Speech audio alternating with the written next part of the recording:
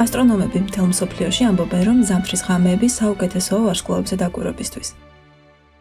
ჩრდილოეთ ნახევარსფეროში ამ დროს განსაკუთრებით კარგად ჩანს ორიონი, დიდი და პატარა დათვი.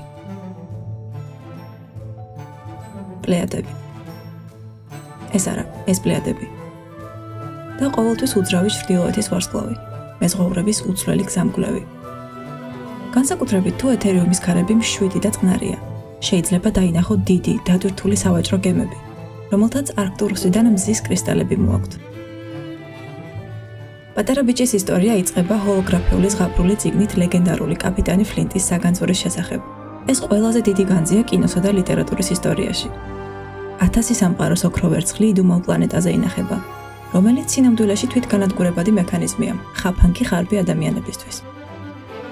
ჯიმ ჰოკინსი 15 წლის თინეიჯერია, რომელიც ოცნებობს თავისუფლებაზე, თავგადასავლებსა და მოგზაურობაზე. რაც ამასაკის ადამიანის ბუნებრივი მდგომარეობაა, თუმცა რთულად მისაღწევი. მისი პერსონაჟი შექმნილია ყველაზე ცნობილი მეამბოხე ბიჭის, ჯეიმს დინის ინსპირაციით. ჯიმის დედა მარტოხელა ქალია, რომელიც ქმარმა მიატოვა და ოჯახის სარჩენად პატარა ფუნდუკში მუშაობს, სახელად ბენბოუ ინ.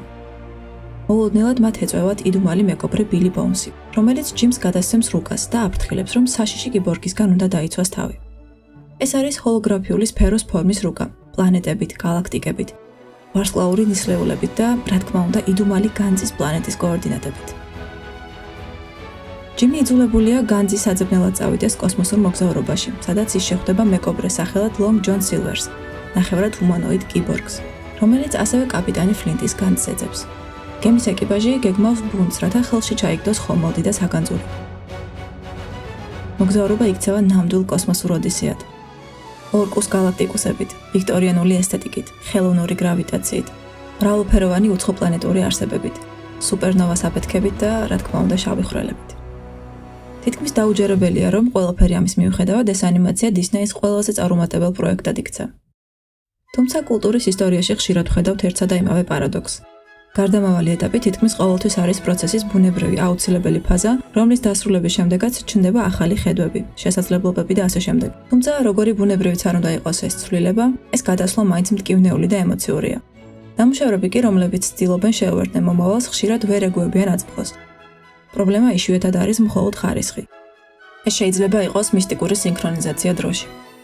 იმაში თუ რამდენად ემთხვევა ნამუშევრის ენა, ტონი და შიდა ლოგიკა იმ მოლოდინებს, რომელშიც აუდიტორია იმ მომენტში ცხოვრობს. ალბათ ყველაფერს მართლაც თავისი დრო აქვს. ანიმაციის ისტორიის თვალსაზრისით კი ეს მომენტი გადამწყვეტია. დისნეის რენესანსი სრულდებოდა. პიქსარის და DreamWorks სტუდიოს ანიმაციები სრულიად სხვა გამოცდილებას თავაზობდა მაყურებელს. ისეთი გენიალური ანიმაციებით, როგორიც არის სათამაშოების ისტორია. ან არც თუ ისე გენიალური ჭიანჭველების ისტორია. თუმცა 3D გამოსახულების ახალი ფილტრი ისე გადაეკრა ეკრანებს, რომ ძველი ხელით ნახატი ანიმაციები ისეთივე შთამეჯდავი აღარ ჩანდა. აუდიტორია კი როგორც წესი ცხოვრობს მოლოდინებში, წინასწარ ჩამოყალიბებულ წარმოდგენებში იმის შესახებ, თუ რას უნდა ნიშნავდეს კარგი, თანამედროვე ან წარმატებული ნამუშევარი. ამიტომაც იგი ხშირად რჩება იმედგაცრუებული და უკმაყოფილო. ხელოვნება კი პირიქით, მუდმივად თამაშობს ამ მოლოდინებთან. ხან წინ უსწრებს დროს, ხან კი უკან ბრუნდება, თითქოს რაღაცის გადამოწმებას ცდილობს. სწორედ ამ კონტექსტში უნდა განვიხილოთ განძის პლანეტა. ის ეკუთვნის იმ გარდამავალ ფაზას, რომელიც კულტურულად ყოველთვის ყველაზე მტკივნეულია. ეს არის დისნეის ერთ-ერთი ყველაზე დაუფასებელი ნამუშევარი. იმ დროისთვის კი ასევე წარმოუდგენლად ძვირადღირებულიც, რომელიც გამოჩნდა კლასიკური ხელით დახატული 2D ანიმაციის ეპოქის დასასრულსა და ახალი ციფრული 3D ეპოქის გარიჟრასზე. ეს აღარ იყო ძველი დისნეი, მაგრამ ჯერ არც ის ახალი ენა, რომელსაც ინდუსტრია საბოლოოდ დადებდა ფსონს. ფილმი თითქოს შუაში გაიჭედა ორ ტექნოლოგიას, ორ ესთეტიკას და ორ კულტურულ მოლოდინს შორის. ვიზუალური ესთეტიკაც ასეთივეა, სტიმპანკ სტილი არის მოდის მიმდინარეობა, რომელიც აერთიანებს ვიქტორიანული რომანტიზმის და სამეცნიერო ფანტასტიკის ელემენტებს. დაახლოებით ის, რასაც მთელი სამყარო აგენერირებდა პირველი AI მოდელების ჩაშვებისთანავე. ერთგვარი კულტურული და ისტორიული მიქსები. ეს არ იყო მხოლოდ ტექნოლოგიური რევოლუცია. 2D ანიმაცია ეფუძნებოდა ხაზს, ხელის მოძრაობას. 3D ანიმაციამ კი შემოიტანა სივრცე, კამერა, სიმულაცია და რეალობის მაქსიმალური იმიტაცია. თუმცა კლასიკური 2D ანიმაცია საერთოდ არ არის მოსაწყენი და ვიზუალურად ღარიბი, როცა არტისტები ტექნიკას ვიზუალის გასამდიდრებლად ირჩევენ და არა კომერციული მიზნებისთვის. ამის მაგალითია 2019 წლის საშობაო ანიმაცია კლაუსი. გასაოცარი პეიზაჟებით, ფერთა გრადაციებით, სინათლის და შუქჭრდილების საოცარი ტექნიკებით და ძალიან გულწრფელი საშობაო ისტორიით. რომელიც ხელოვნურად არ გბომბავს საახალწლო და საშობაო კლიშეებით. არამედ ნელ-ნელა ძალდატანების გარეშე გითხრევს საშობაო ჯადოქრობაში და ისტორიის მნიშვნელობას უკვე თავად აცნობიერებ. რთულად დასაჯერებელია, რომ ეს ტრადიციული 2D ანიმაციაა. ეს კი ჩემი საყვარელი ანიმაცია, 2D ხელით ნახატი და კომპიუტერულად გენერირებული 3D სივრცის ჰიბრიდი. ნის გაცოცხლებული კომიქსის წიგნის ეფექტს. არ ცდილობს ჰიპერრეალიზმის ჩვენებას და სივრცეს გვაჩვენებს მრავალი ფენის და შუქჭრილების გამოყენებით.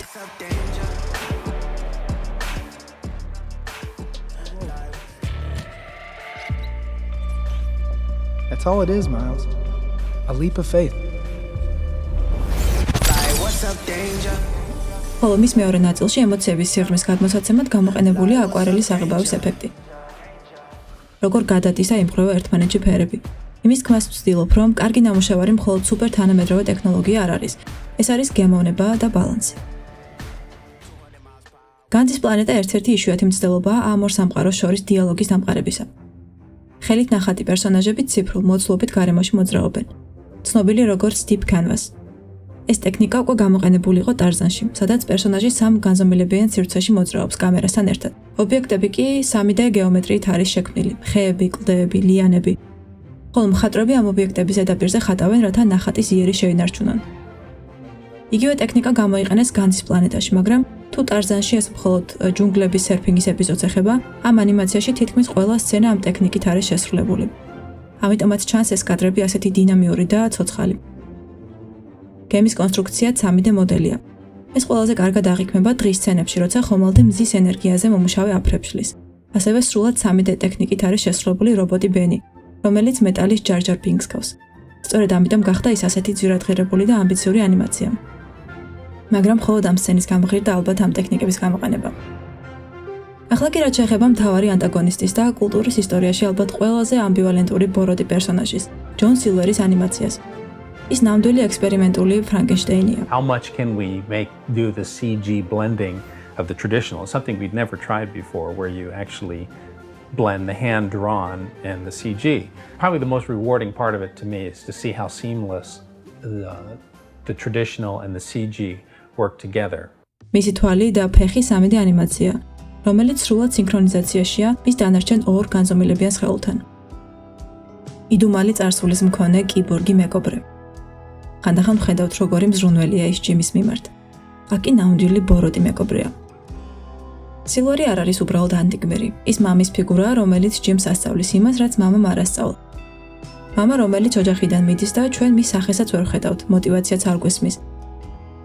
ცალსახად კეთილი და ბუნჩულა მეფეების და მამების შემდეგ ასეთი შიშველი ემოციები 2002 წლის ანიმაციისთვის ძალიან დიდი განაცხადი იყო. თითქოს ეს საკმარისი არ ყოფილიყო, აქვე ჩნდება სილვერის გაურკვეველი ხასიათის პერსონაჟი. ის ჯიმს აჩვენებს, რომ სამყარო ხშირად უსამართლოა, ნდობას, იმედგაცრუება და ტკივილი მოაქვს. Didn't your pap ever teach you to pick your fights a bit more carefully? ასევე ასწავლის მორჩილებას და სისტემურობას. ამის შესახებ წინა ვიდეოში ვისაუბრებ. სილვერი არის შეულამაზებელი ნამდვილი პერსონაჟი, თავისი ნაკლოვანებებით, იუმორით და განცდების დიდი დიაპაზონით, რომელიც ზედაპირზე ყველასთვის არ ჩანს. ყოველთვის ვამსგავსებდი ბიძაჩემს, რომელიც ჩემთვის ემოციურად მიუწვდომელი იყო და ბავშვობაში მისი ძალიან მეშინოდა. ასეთივე ხასიათით იდუმალი და საშიში წარმომავლობის შრამებით, რომელზეც ყოველთვის სხვადასხვა ისტორიას ვისმენდით. მაგალითად, მეგონა რომ უცელში 8 ტყვია ჰქონდა. ასევე ვფიქრობდი, რომ ისეთი რაღაცები იცოდა, რაც გეოგრაფიის არც ერთ წიგნში არ დაწერილა. სწორედ ამიტომ ალბათ ყველაზე მეტად მას ვაკვირდებოდი. ერთი სიტყვით, ანიმაცია ცდილობდა ორი განსხვავებული სამყაროს შეერთებას, როგორც ტექნიკური, ისე შინაარსობრივი თვალსაზრისით. სტუდიური ლოგიკისთვის ასეთი შუალედური მდგომარეობა კი ძალიან საშიშია. ინდუსტრია უპირატესობას ანიჭებს მკაფიო ფორმულებს, განმეორებად წარმატებას და პროგნოზირებად შედეგებს. განძის პლანეტა კი ვერ იქცა ფორმულად. ის ვერ გახდა მოდელი და რაც ვერ მეორდება სისტემისთვის პრობლემურია. 2000-იანი წლების დასაწყისში მაყურებელი უკვე მიეჩვია ახალ წესრიგს, სიჩქარეს, ირონიას, ტექნოლოგიურ შთაბეჭდილებას. ანიმაცია სულ უფრო მეტად ასოცირდებოდა ან ვიზუალურ სანახაობასთან, ან დაცვით მექანიზმად ქცეულ იუმორთან. განძის კუნძული კი სხვა რამეს თავაზობდა მაყურებელს. ის არ ჩქარობდა, არ ცდილობდა მუდმივად გასართობი ყოფილიყო ამ პერსონაჟის გარდა. არ უხსნიდა მაყურებელს ემოციებს მზაბ ფორმულებით. როდის უნდა გაიცინოს, როდის დასევდიანდეს, ვინ არიან მთავარი ანტაგონისტები და ასე შემდეგ.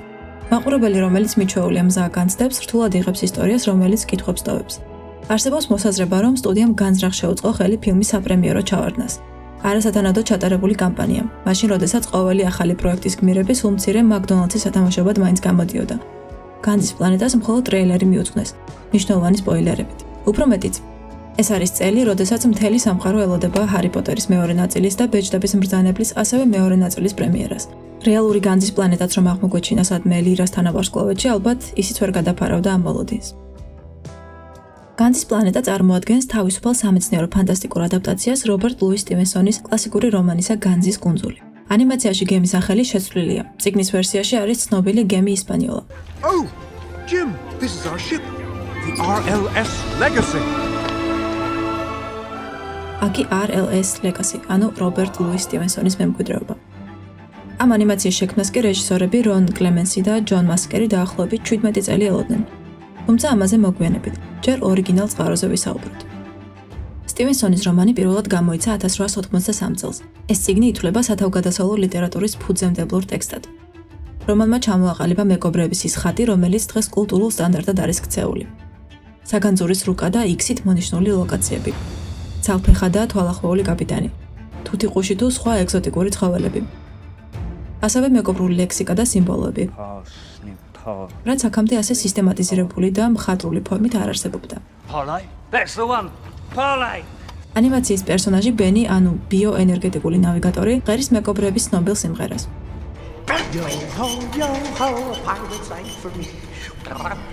ეს სიმღერა შემდეგ კარიბის ზღვის მეკობრეებშიც გამოიყენეს.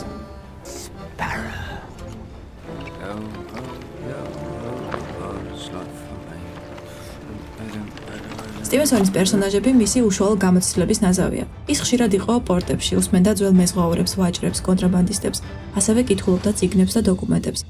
ისეთებს, როგორიც არის მაგალითად A General History of Pirates.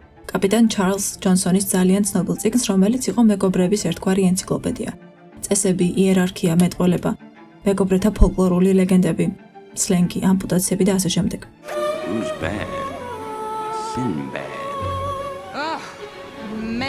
სტივენსონის გავლენა ლიტერატურაზე უმნიშვნელოვანესია. მისი ნამდვილი მემკვიდრეობა მდგომარეობს იმაში, რომ მან მკითხველს ასწავლა თავგადასავლებით აზროვნება. სამყაროს აღქმა ისეთ სივრცეც, სადაც ყოველი მოქმედება არის მორალური არჩევანი. საიდუმლო საშიში კუნძული, დამარხული განძი და განძის რუკა. ეს ხშირად განმეორებადი პატერნია პოპ კულტურაში. სწორედ აქედან იღებს ყველაფერი სათავეს. თუ ძველ მითებს არ ჩავთვლით, საიდანაც ყველაფერი იღებს სათავეს. ეს არის ამბავი უბრალო ბიჭზე, რომელიც არ იყო გმირად დაბადებული. არც მითოლოგიური ღმერთების შვილი, ან სახელოვანი რაინდი, ანუ ის, რაც აქამდე დომინირებდა ლიტერატურაში. კაპიტანი ფლინტი კი უკვე მკვდარია, როცა მოქმედება იწყება.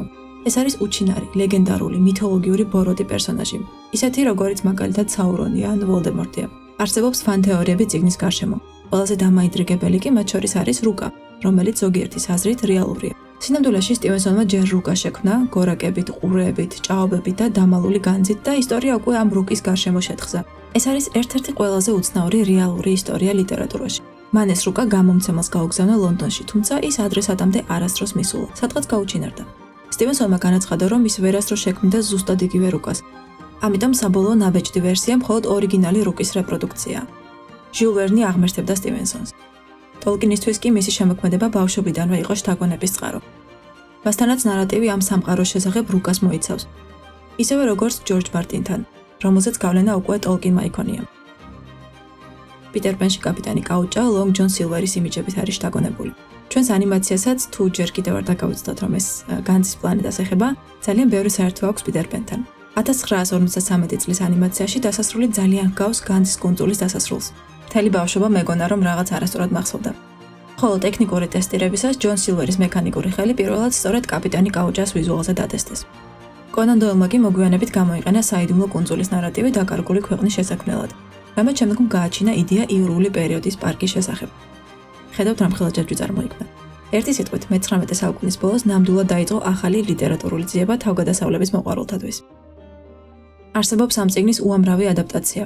თავად დისნეის 1950 წლის live action ვერსია. MGM Studios 1934 წლის ადაპტაცია.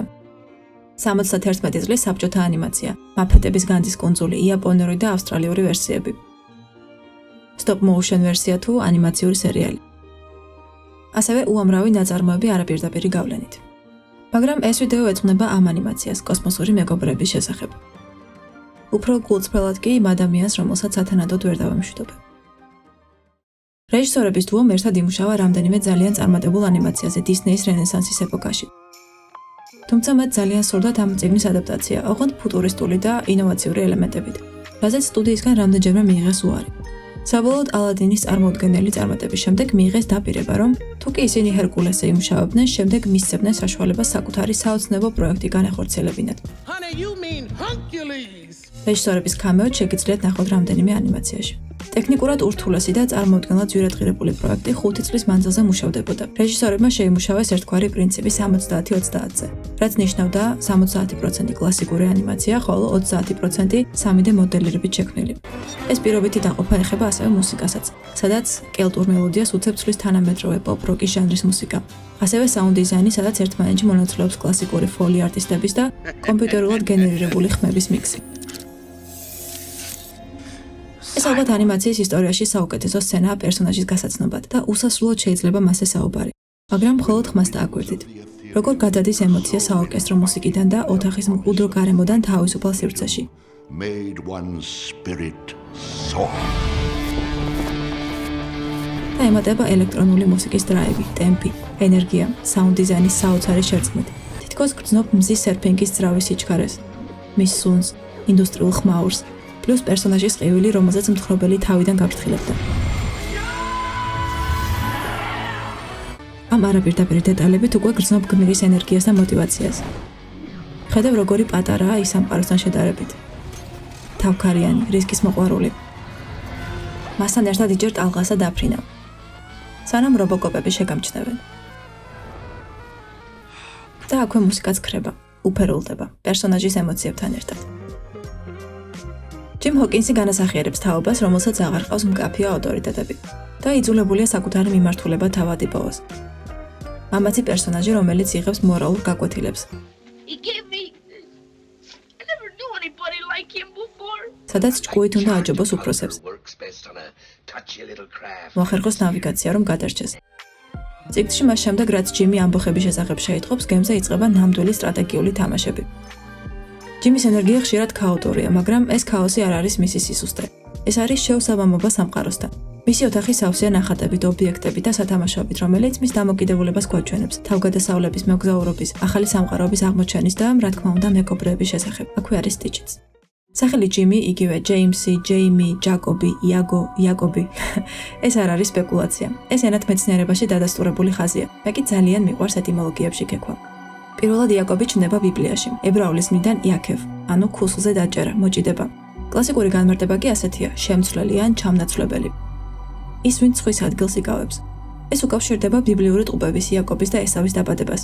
უпростоრად ჯერ ესავის და შემდეგ მის ქუსლზე მოჭიდებული იაკობის დაბადებას. მან მოტყუებით იყიდა პირმშობა ესავისგან და შეცვალა თავისი ბედი. სწორედ იაკობი არის ის, ვინც საბოლოოდ ღმერთს შეებრძოლება და მიიღებს ახალ სახელს, ისრაელს, და დაუდებს სათავეს ისრაელის 12 ტომს. რა შუაში ეს ჯიმ ჰოკინსთან? უფრო მნიშვნელოვანია დავსვათ შეკითხვა, საერთოდ როგორ ირჩევს ავტორი პერსონაჟის სახელებს? არის თუ არა ის კავშირში პერსონალურ თუ კოლექტიურ არქეტიპებთან? თუ ყველაფერი უბრალოდ შემთხვევითია? Coincidence? იაკობი არის ის, ვინც წესრიგს ცვლის და ახალ გზას იკავებს. ბიბლიური ზღვის სიმბოლო იმაზე ღრმაა, ვიდრე მარიანის ღრმული. მას არაერთი ავტორი იყენებს როგორც შინაგანი ქაოსის, გამოცდის, გარდასახვის და სიკვდილის სიმბოლოდ. ზღვარი ცნობაცა და შეუცნობელს შორის. კიდევ ერთი ბიბლიური არქეტიპებით სავსე საზღვაო მოგზაურობა არის ცნობილი თეთრი ვეშაპის შესახებ. ვეშაპის მუცელში მყოფი იონა თუ ქრისტეს სიმბოლო. ეს მხოლოდ ზღვაში წვეთია სიმბოლიზმის გასაგებად. ჯოზეფ კემბელი ხშირად მოიხმოვდა პოლინეზიურ გამონათქვამს. ჩვენ ვართ მეთევზე, რომელიც ვეშაპზე დგას და ლიფსიტებს იჭერს. ლიფსიტები ყოველდღიური გარეგანი პრობლემებია, რომელიც ჩვენს ყურადღებას ითხოვს და არ გვაძლევს საშუალებას დავინახოთ სიცოცხლის სიდიადე და გრანდიოზულობა. ის რაზეც ყველაფერი დგას. ყველაფერი, რაც ახალ ეპოქას ახლებურად გადააზრებული მოაქვს ჩვენამდე, არის დროის სული, ანუ zeitgeist, რომელიც მუდმივად იცვლება დროსთან ერთად. მაგრამ არსებობს კიდევ უფრო ძველი და უფრო დიდი სიღრმის სული, რომელიც ყველაფერს ხლაპავს, ყველაფერს თავიდან ბადებს. ჯიმ ჰოკინსი არ არის მითოლოგიური პერსონაჟი. ის არის ვიქტორიანული ეპოქის ლიტერატურული გმირი, რომელიც აგებულია ძალიან ძველ მითოლოგიურ და არქეტიპულ ფენებზე. რაც შეეხება ჰოკინს, ეს არის ძველი სკანდინავიური მნიშვნელობა, რომელიც პირდაპირ აღნიშნავს შვილს ან რჩეულ შვილს. ჯიმ ჰოკინსი ამ ანიმაციაში ისევე როგორც სტივენსონის ორიგინალში გადის ტრანსფორმაციულ გზას. ბიბლიური იაკობი იპარავს არა ნივთს, არამედ ბედს, ისტორიულ მისიას. ის არის ჭკვიანი, გადარჩენაზე ორიენტირებული და ადაპტირებადი. კიდევ ერთი საინტერესო პარალელი. ანგელოსთან ბრძოლის დროს იაკობი დაკოჭდება და ამის შემდეგ იღებს მისგან კურთხევას და სახელს ისრაელს. ღმერთებთან და ბუნებასთან ბრძოლა ადამიანებს ყოველთვის სისხლის ბასად უჯდებათ. გახსოვთ კონსტანტინე არსაკიძე როგორ ებრძოდა ღმერთს? მართლაც, რა ევალება ამ ქვეყნად ოსტატს? თავად უნდა გახდეს შემოქმედი. უფლის მეტოქეთ. ალბათ ისიც შემთხვევითია, რომ სტივენსონის წიგნში 26 თავში ჯიმი კლავს მეკობრე სახელად ისრაელ ჰენდს, როდესაც გემი კუნძულის ჩრდილოეთ მხარეს მიადგება. ჩრდილოეთის სიმბოლიზმს რაც შეეხება მერწმუნეთ ეს მართლაც ცალკე ვიდეოს თემაა. აქ კი მხოლოდ იმას გეტყვით, რომ თავიდან სტივენსონი წიგნებს ამ ფსევდონიმით აქვეყნებდა. Captain George North. ისრაელ ჰენდსის როლს ანიმაციაში ასრულებს უცნაური ობობა მისტერ სკრუპ, რადგან სტუდიას ეშინოდა, რომ ისრაელის გამოყენება ანტისემიტისტურ ნარატივს გააღვივებდა. მისტერ სკრუპი კი არის ინგლისელი ლორდი, რომელიც ჰენრი მეხუთეს ღალატობს. კაპიტანი ამელია სმოლეტი სტივენსონის კაპიტანი სმოლეტისგან განსხვავებით არის ქალი და მეტნაკლებად უყვარს თავისი ეკიპაჟი. განსაკუთრებით კი ქვის კაცი მისტერ ეროუ. კაპიტანი ამალიას პირველ ვერსიაში ჰქონდა მუქი ფერის თმა და საცეცები, თუმცა ასეთი ფილმი დისნეიმ უკვე მოგვიანებით გადაიღო და მაყურებელს აჩუქა დღემდე საუკეთესო CGI ვერსია. ანიმაციაში ჯიმს შუა სახელი დაუმატეს. James Pleiades Hawkins. პლეიადები, იგივე Seven Sisters. ეს არის ვარსკვლავების კლასტერი, რომელიც კუროს თანავარსკვლავედში მდებარეობს. სიტყვის ეტიმოლოგია ბერძნულიდან მომდინარეობს და ნიშნავს მეზღვაურს. მორფი არის კლასიკური ჩეხოვის იარაღი. მისი უნარი შეიცვალოს ფორმა თავიდან მხოლოდ სახალისო ანიმაციურ ხერხად გვეჩვენება. ანუ მორფი არის ხერხიც და თოფიც. ეს უნარი ბოლოს თავის მნიშვნელოვან როლს შეასრულებს. როგორც სილვერი ამბობს, მან მორფი პლანეტა პროთეუს 1-დან წამოიყვანა. პროთეუსი არის ბერძნულ მითოლოგიაში ზღვის ღმერთი, რომელსაც შეუძლია ნებისმიერ არსებად გარდასახვა. ეს არის სიმართლე, რომელიც ხელიდან გიზღდება. რადგან ეს ღმერთი სიმართლეს არ გეტყვის, მანამ სანამ ყველა ფორმას არ გამოიცვლის. ჯიმი ნელ-ნელა იცვლის ფერს, საბოლოოდ ის თეთრებში გამოწყობილი ბრუნდება მშობლიურ პლანეტა მონტრესორზე, რომელიც ფრანგულიდან ნიშნავს განძის მთას. როგორც ალქიმიკოსში, განძი იქ არის, საიდანაც გმირი იწყებს მოგზაურობას. მაგრამ მის დასანახად სანტიაგოს გზის გავლა სჭირდება. არსებობდა ამ ანიმაციის მეორე ნაწილის იდეა, სადაც მთავარი ანტაგონისტი იქნებოდა რკინის წვერა, რომელსაც უილიამ დეფო გაახმოვანებდა.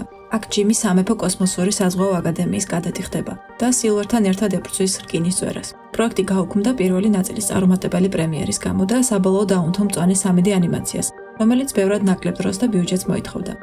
მეკობრების თავგადასავალი კოსმოსში კი დარჩა როგორც წარუმატებელი ექსპერიმენტი. თუმცა მეზღვაურებს ბევრად მეტი აქვთ საერთო კოსმოსთან და ვარსკვლავებთან, ვიდრე ეს ერთი შეხედვით ჩანს. იმ სივრცეში, სადაც მიწის ნიშნები ქრება, გზები, ბილიკები, მთები, ადამიანები ერთადერთ ორიენტირს ცაში ხედავდნენ. პოლარული ვარსკვლავი უხსოვარი დროიდან ეხმარებოდა მეზღვაურებს გზის პოვნაში. ვარსკვლავები მათთვის არ იყო შორეული ციური სხეულები. ეს იყო ცაზე დახატული რუკა, კომპასი, დრო და მეხსიერება ერთდროულად. როდესაც არ იცი საიდან და რატომ ამოვარდება ქარიშხალი, რომელსაც ღია ზღვაში ვერსად გაექცევი, იძულებული ხარ ნიშნები ეძებო, ქარის მოძრაობასა თუ ზღვის ტალღებში. ამიტომაც მეზღვაურების ლეგენდები სავსეა მითებით და ცრურწმენებით. და რა თქმა უნდა ვარსკვლავებით. Crew had a designated navigator on board who would be trained in taking the sights, and there was a little bit of a competition among the Apollo astronauts. ჯიმისთვის სილვერთან დამშვიდობება მტკივნეულია, მაგრამ ის აღარ არის ისეთი დამანგრეველი, როგორც მამის გაშვება იყო. მან ჯიმს დაუტოვა ყველაზე დიდი საგანძური, რომელიც ბევრად იშვიათია. ბევრად ღირებული ცხოვრებისეული გამოცდილება. ჯიმი სწავლობს, რომ სამყაროში მატერიალური სიმდიდრის პარალელურად არსებობს სიმდიდრე, რომელიც დამალულია. შენს გულში და გონებაში დაგროვებული ცოდნა.